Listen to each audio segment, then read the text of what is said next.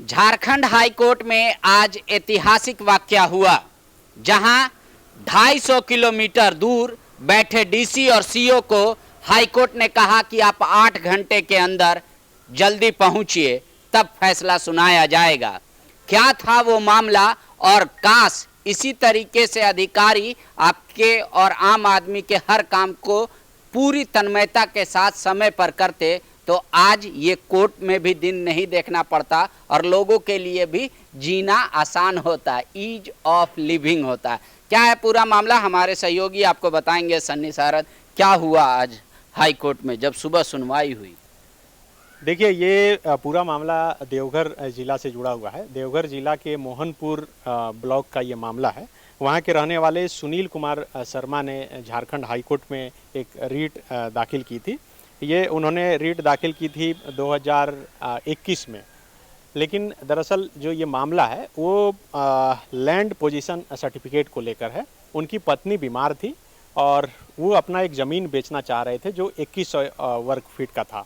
उस ज़मीन को बेचकर वो अपनी पत्नी का इलाज करना चाह रहे थे। वह मोहनपुर जो ब्लॉक है उसमें सीओ कार्यालय में लगातार एलपीसी सर्टिफिकेट के लिए वो लगातार आवेदन दे रहे थे, लेकिन वो सर्टिफिकेट जो है निर्गत नहीं किया जा रहा था। ये जब वो डाल रहे थे, जब ज़मीन बेचने चाह रहे थे, ये जनवरी 2019 का मामला था। उसके बाद उन्होंने झारखंड हाई कोर्ट में रीट दाखिल की, ये मार्च 2021 में। उसके ये मार्च 2021 से और अभी जब हम लोग बात कर रहे हैं ये जून 2022 है। इस बीच एक सुनवाई हुई थी ऑनलाइन कोरोना संक्रमण के दौरान। आज ये दूसरी ही सुनवाई थी। सुनवाई के दौरान बहस में कई ऐसी बातें निकलकर सामने आई जिससे कि कोर्ट को लगा कि नहीं, इस अधिकारी जानबूझकर टाल रहे हैं। जानबूझकर टाल रहे हैं, क्योंकि कोर्ट में बताया गया कि अक्सर ऐसा होता है कि जब कोई भी लैंड पोजीशन सर्टिफिकेट के लिए सीओ के दफ्तर में आवेदन डालता है तो उन्हें कोई रिसीविंग नहीं मिलती और वो अधिकारी के मन पर होता है कि वो उसे फिर कब सर्टिफिकेट निकाल के दें या फिर नहीं दें। इसमें कई जगह भ्रष्टाचार भी होता है। इसलिए जो जस्टिस राजेश कुमार हैं, उन्होंने ये सुनवाई करीब 11:30 से 12 बजे के बीच में दिन को सुनवाई हो रही थी और उन्होंने कहा कि रात 8 बजे तक देवघर के सीओ और डीसी दोनों कोर्ट में हाजिर हो। उन्होंने मुख्य सचिव को यह निर्देश दिया कि दोनों हाजिर हो, अगर नहीं होंगे तो दोनों के खिलाफ गिरफ्तारी वारंट भी जारी कर दिया जाएगा। रांची से देवघर और मोहनपुर की जो दूरी है करीब 250 किलोमीटर है और 250 किलोमीटर दूरी मतलब आप समझिए कि ये मैसेज जाने में भी करीब 1 घंटा लगा होगा और उसके बाद वो रात 8 बजे से पहले यहाँ पर पहुँच गए। जैसे ही हाई कोर्ट पहुँचे और हाई कोर्ट में उसके बाद सुनवाई हुई, रात 8 बजे से करीब 9 बजे तक सुनवाई चली और जब डीसी कोर्ट में पेश हुए, जस्टिस राजेश कुमार के कोर्ट में, डीसी के सामने और डीसी को भी और सीओ को भी दोनों को फटकार लगाया गया और कहा गया कि ऐसे नहीं चलेगा।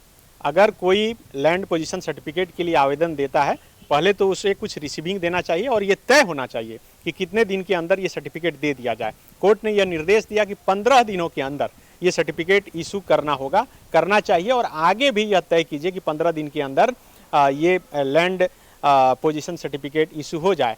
तो मुझे लगता है कि झारखंड के इतिहास में शायद पहली बार ऐसा हुआ हो कि 250 किलोमीटर से किसी जिले के अधिकारी को कोर्ट ने अपने दरवाजे पर बुलाया हो और बुलाकर फिर फटकार लगाया हो। अब 1 घंटे तक जो कार्रवाई चली होगी उसमें आप समझ सकते हैं कि आखिर कितने तरह की बातें निकलकर सामने आई। अभी हमारी बात जो है जो लखन चंद्र रॉय जो अधिवक्ता हैं इस याचिकाकर्ता के, उनसे बात हुई और उन्होंने बताया और वे लोग खुशी खुशी अब देवघर लौट भी रहे हैं। तो ये एक आम आदमी की बहुत बड़ी जीत और न्यायपालिका पर एक बार फिर से विश्वास बढ़ाने वाली आज की जो ये पूरी घटनाक्रम है वो है। और कहा जा सकता है कि जैसे कि सब कोई कहता है कि अदालत के घर में देर है अंधेर नहीं है, लेकिन तो ये देर आप समझिए, जो पीड़ित पक्ष है ये हमारे लिए खबर है, ऐतिहासिक फैसला है या ऐतिहासिक वाकया है, लेकिन पीड़ित 2019 से पीड़ित है, 2022 में उसको अब लग रहा है कि न्याय मिलेगा 15 दिनों के अंदर।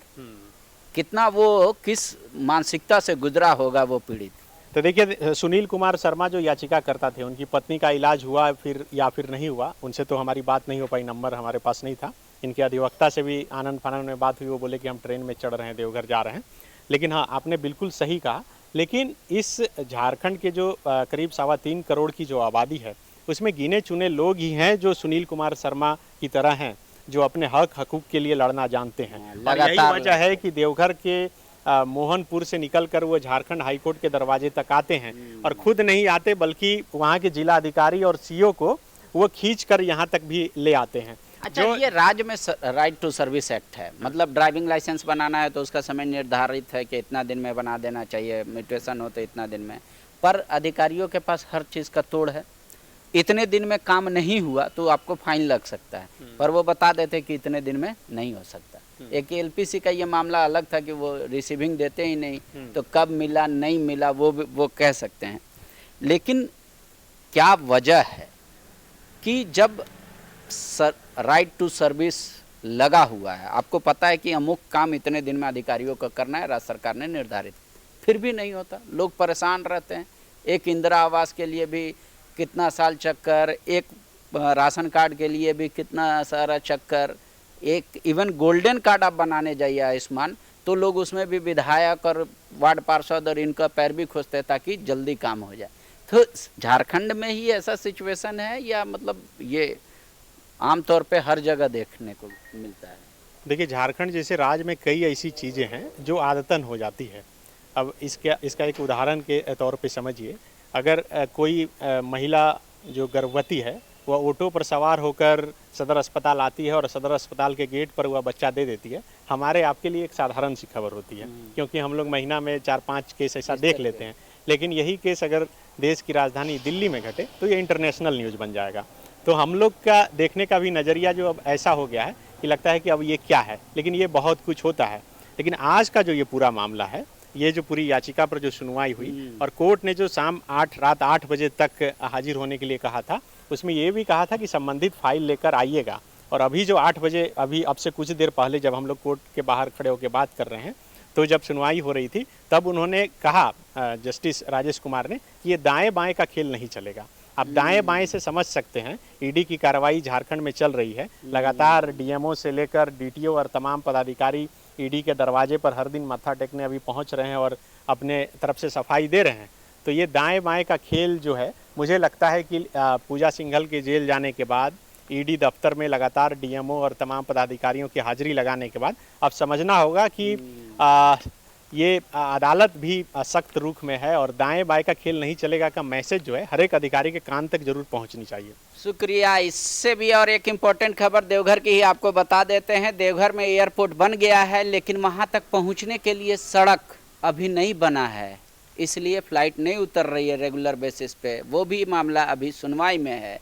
दूसरा, वहाँ जो एम्स बना है वहाँ फिजिकल शुभारंभ नहीं हो पाया था डीसी महोदय की वजह से, उसके बावजूद भी वो भी मामला गया कि अभी भी वहाँ ओपीडी के अलावा कुछ भी शुरू नहीं हो पाया है। तो लेट लतीफ़ मत कीजिए, क्योंकि अब कोर्ट भी देख रहा है। आप तमाम अधिकारियों को थोड़ा अप्रोच और ज़्यादा पॉजिटिव रखिए, काम जल्दी जल्दी हो। शुक्रिया। बायोम डॉक्टर बनने का है सपना, मगर सही गाइडेंस की है कमी, तो आए बायोम। रांची में सिर्फ मेडिकल की तैयारी के लिए एक बेहतरीन संस्थान, नीट और एम्स की तैयारी के लिए सन 2001 से मेडिकल प्रिपरेशन के लिए सबका भरोसेमंद संस्थान बायोम, ईनू एवं नगरटोली, Ranchi. thefollowup.in. Like, share and subscribe. www.thefollowup.in